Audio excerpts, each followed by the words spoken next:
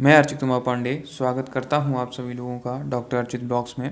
आज हम इस वीडियो में जानेंगे वैक्सीन के बारे में, वैक्सीन के टाइप्स के बारे में यानी क्लासिफिकेशन ऑफ वैक्सीन्स के बारे में और वैक्सीन्स को याद करने की ट्रिक्स के बारे में।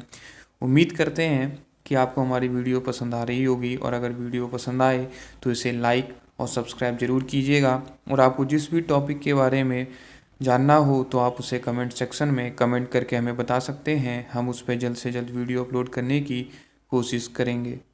तो आइए स्टार्ट करते हैं हम आज की इस वीडियो को। सबसे पहले हम बात करते हैं वैक्सीन के डेफिनेशन के बारे में, फिर हम इसको आसान भाषा में समझने की कोशिश करेंगे।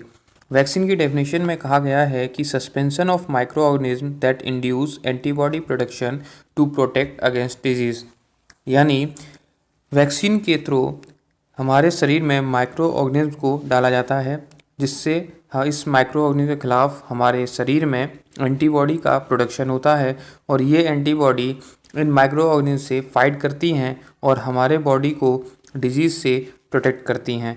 ये वैक्सीन की एक जनरल डेफिनेशन है। अब हम इसको आगे एकदम डिटेल में पढ़ेंगे। अब हम इस वीडियो में आगे चर्चा करने वाले हैं कि एंटीबॉडी क्या होती है, इसका प्रोडक्शन कौन करता है, इसका प्रोडक्शन कब होता है, एंटीजन से ये कैसे फाइट करते हैं, इन सब चीज़ों के बारे में हम आगे चर्चा करने वाले हैं। हर एक इंसान में अपना एक इम्यून सिस्टम होता है और यह इम्यून सिस्टम उसे बीमारियों से बचाने का काम करता है। किसी किसी इंसान का इम्यून सिस्टम स्ट्रांग होता है तो किसी का इम्यून सिस्टम वीक होता है। जिसका इम्यून सिस्टम स्ट्रांग होता है वो आसानी से बीमार नहीं पड़ते हैं और जो आसानी से बीमार पड़ जाते हैं इसका मतलब उनका इम्यून सिस्टम वीक होता है। जब भी बाहर से कोई पैथोजन यानी कि बैक्टीरिया, वायरसेस या कोई भी माइक्रो ऑर्गेनिज्म, फॉरेन पार्टिकल्स हमारे शरीर के अंदर इंटर करते हैं तो ये इम्यून सिस्टम वो पहचान जाता है कि ये बाहर से आया हुआ कोई फॉरेन पार्टिकल्स है, क्योंकि जो हमारा इम्यून सिस्टम है वो हमारे शरीर के हर एक पार्टिकल्स को पहचानता है, जानता है कि ये हमारे शरीर का है और उसे ये भी पता है कि कौन सा हमारे शरीर का नहीं है। तो बाहर से आए हुए इन पैथोजेंस को वो मारने के लिए एक स्पेसिफिक हथियार बनाता है और उस हथियार का नाम है एंटीबॉडी। अगर हम मेडिकल टर्मिनोलॉजी की बात करें तो ये बाहर से आए हुए pathogens, bacteria, viruses, micro organism, इन सबको एक स्पेसिफिक नाम दिया गया है जिसका नाम है एंटीजन। हर एक एंटीजन के लिए एक स्पेसिफिक तरीके की एंटीबॉडी हमारे शरीर में इम्यून सिस्टम के द्वारा बनाई जाती है और इन एंटीबॉडी और एंटीजन के बीच में रिएक्शन होती है और अगर एंटीबॉडी स्ट्रॉन्ग है, ताकतवर है तो वो इस एंटीजन को मार देता है और हमारी शरीर को बीमार होने से बचा लेता है। लेकिन अगर ये एंटीबॉडी वीक बनी है और एंटीजन को मारने में सक्षम नहीं है तो ये एंटीजन हमारे बॉडी में बीमारियों को उत्पन्न कर देता है। हर एक एंटीजन के खिलाफ जो स्पेसिफिक हथियार हमारे शरीर के अंदर बनाया जाता है जिसे हम एंटीबॉडी कहते हैं वो हमारा इम्यून सिस्टम बनाता है।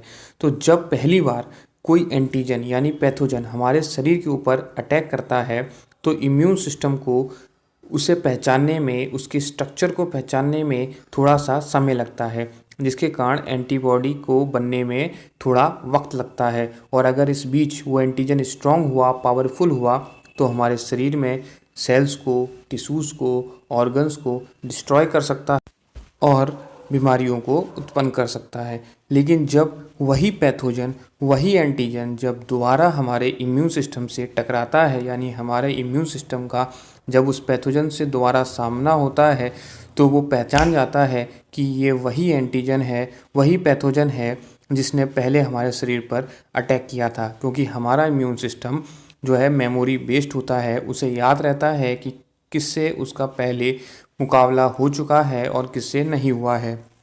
तो जब दोबारा यानी दूसरी बार हमारे शरीर पर वो पैथोजन अटैक करता है तो हमारा इम्यून सिस्टम उसे पहचानने में देरी नहीं लगाता और तुरंत एंटीबॉडी का प्रोडक्शन करता है और लार्ज अमाउंट में एंटीबॉडी प्रोडक्शन करके उस एंटीजन को डिस्ट्रॉय कर देता है, जिसके कारण हमारे शरीर में बीमारी उत्पन्न नहीं होती है। इस एंटीजन और एंटीबॉडी के बीच जो रिएक्शन होती है उसको मेडिकल भाषा में एक स्पेसिफिक टर्मिनोलॉजी दी गई है जिसे हम कहते हैं आग्लूटिनेशन। और इस एंटीजन और एंटीबॉडी के बीच में जो रिएक्शन होती है उसमें जो ताकतवर होता है वो दूसरे को डिस्ट्रॉय कर देता है। अब आपको मुझे लग रहा है कि समझ में आ गया होगा कि वैक्सीन का काम क्या होता है। तो वैक्सीन के द्वारा हमारे शरीर में पहले ही उस माइक्रो ऑर्गेनिज्म को या तो मार करके या तो वीक करके हमारे शरीर के अंदर डाल दिया जाता है, जिससे कि हमारे शरीर में उस एंटीबॉडी का प्रोडक्शन हो सके उसके खिलाफ, और हमारा इम्यून सिस्टम उससे परिचित हो सके, यानी उस एंटीजन को पहचान ले, जिससे कि भविष्य में अगर कभी उस एंटीजन से हमारे शरीर का यानी हमारी बॉडी का सामना हो तो हमारा इम्यून सिस्टम तुरंत एंटीबॉडी को बनाए और उस एंटीजन को डिस्ट्रॉय कर दे, जिससे कि वो बीमारी उत्पन्न हमारे शरीर में ना कर सके। यही वैक्सीनेशन का काम होता है। हमारे शरीर में वैक्सीनेशन के द्वारा कोई भी पैथोजन को, चाहे वो वीक करके, चाहे वो मार करके, या उसकी कोई सब यूनिट हमारे शरीर में डाल दी जाती है, जिससे कि हमारा इम्यून सिस्टम उसको अच्छी तरीके से पहचान ले, उसके सेल स्ट्रक्चर को जान ले, जिससे कि अगर कभी हमारे शरीर में वो पैथोजन इंटर कर जाता है तो वो तुरंत उसके खिलाफ एंटीबॉडी बना दे। और यही वैक्सीनेशन का एक उद्देश्य है और इसीलिए वैक्सीनेशन हमारे देश में स्टार्ट किया गया था। आइए एक बार हम फिर से वैक्सीनेशन की डेफिनेशन समझ लेते हैं। वैक्सीनेशन का मतलब पहले बता चुके हैं, suspension of micro organism that induce antibody production to protect against disease. अब आपको समझ में आ गया होगा कि इस डेफिनेशन का मतलब क्या है, यानी कि माइक्रो ऑर्गेनिज्म को हमारे शरीर के अंदर इंड्यूस किया जाता है, इसके कारण हमारा एंटीबॉडी प्रोडक्शन हो और वो हमें डिजीज़ होने से प्रोटेक्ट कर सके। यही वैक्सीनेशन का उद्देश्य है। तो आइए अब हम आगे चलते हैं और हम बात करते हैं क्लासिफिकेशन ऑफ वैक्सीन्स की। अगर आप लोगों को वीडियो पसंद आ रही हो तो इसे लाइक और चैनल को सब्सक्राइब कर सकते हैं। तो चलिए अब हम बात करते हैं क्लासिफिकेशन ऑफ वैक्सीन्स की। वैक्सीन्स का क्लासिफिकेशन बहुत तरीके से किया जाता है, जो सबसे कॉमन तरीका है हम उसकी बात करते हैं। तो क्लासिफिकेशन ऑफ वैक्सीन में वैक्सीन को मुख्यतः दो तरीके से बांटा जा सकता है, एक है होल एजेंट वैक्सीन और एक है subunit vaccine. Whole agent vaccine, जैसा कि नाम से ही आपको पता चल रहा होगा कि इसमें पूरा का पूरा जो माइक्रो ऑर्गेनिज्म है यानी पैथोजन है उसको हमारे शरीर के अंदर वैक्सीनेशन के द्वारा इंड्यूस यानी कि डाल दिया जाता है। अब ये दो तरीके से हो सकता है, या तो उसे इनएक्टिवेटेड करके या तो उसको एटीन्यूटेड फॉर्म में। इनएक्टिवेटेड का मतलब होता है किल्ड फॉर्म में, यानी कि इसमें माइक्रो ऑर्गेनिज्म को किसी भी केमिकल के द्वारा, या तो कोई फॉर्मेलिन ले आप, या तो कोई हीट के द्वारा या रेडिएशन के द्वारा उस ऑर्गेनिज्म को, उस माइक्रो ऑर्गेनिज्म पैथोजन को मार दिया जाता है और उसके बाद हमारे शरीर के अंदर डाल दिया जाता है, जिसके कारण ये एंटीजन की तरह तो काम करता है लेकिन बीमारी उत्पन्न नहीं कर सकता है। और हमारे शरीर में अगर एक बार एंटीजन चला जाए, चाहे वो मरा ही क्यों ना हो यानी किल्ड फॉर्म में ही क्यों ना हो, हमारा इम्यून सिस्टम उसके खिलाफ एंटीबॉडी बना लेता है। इसका अगर एग्जांपल बोलें यानी इनएक्टिवेटेड का अगर हम एग्जांपल की बात करें तो रेबीज़ वैक्सीन इसका एक एग्जांपल है। आगे बहुत सारे एग्जांपल की हम आगे चर्चा करेंगे। अब हम आते हैं एटीन्यूटेड के बारे में। इसका मतलब होता है वीक करके, यानी कि इसमें जो पैथोजन है, माइक्रो ऑर्गेनिज्म है, उसको पूरी तरीके से मारा नहीं जाता है, उसको बस वीक कर दिया जाता है। चाहे वो उसमें म्यूटेशन को इंड्यूस करके, यानी जब हम उस पैथोजन का सेल कल्चर कर लेते हैं और उसको बार बार रेडिएशन के द्वारा या किसी के कारण उसमें जब म्यूटेशन उत्पन्न कर देते हैं तो वो वीक हो जाता है और उतना ताकतवर नहीं रहता जितना कि वो पहले था। तो ये भी एक एंटीजन की तरह हमारे शरीर के अंदर काम करता है और इसके खिलाफ हमारे जो इम्यून सिस्टम है वो एंटीबॉडी को बना देती है। एटीन्यूटेड वैक्सीन का जो एग्जाम्पल है वो है MMR वैक्सीन। अब हम बात करते हैं इसके दूसरे टाइप यानी कि सब यूनिट वैक्सीन के बारे में। तो सब यूनिट वैक्सीन में क्या किया जाता है कि इसमें उस माइक्रो ऑर्गेनिज्म को हमारे बॉडी के अंदर नहीं डाला जाता, बल्कि उसका कोई एक पार्ट, जैसे कि आप प्रोटीन, DNA, RNA या कोई भी उसका एक पार्ट हमारे शरीर के अंदर वैक्सीन के द्वारा डाल दिया जाता है और उस पार्ट के खिलाफ हमारा इम्यून सिस्टम एंटीबॉडी को प्रोड्यूस कर देता है।